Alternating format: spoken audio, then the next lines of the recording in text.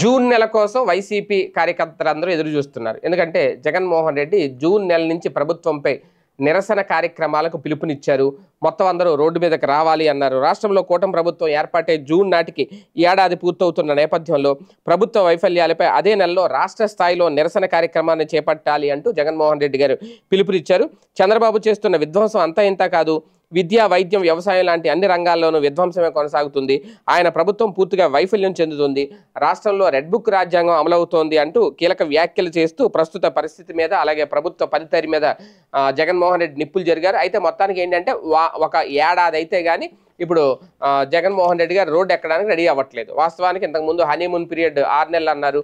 6 నెలల తర్వాత యాజిటేషన్స్ ఉంటాయేమో అన్నారు. జిల్లా వారీగా పర్యటనలు ఉంటాయి, జిల్లా టూర్లు ఉంటాయని అనుకున్నారు. కానీ ఇప్పుడు ఏడాది అంటే ఏడాది పూర్తి అయిపోతే రేపొద్దున జూన్ వచ్చేటప్పటికి ప్రభుత్వం వచ్చి కూడా ఏడాది అవుతుంది.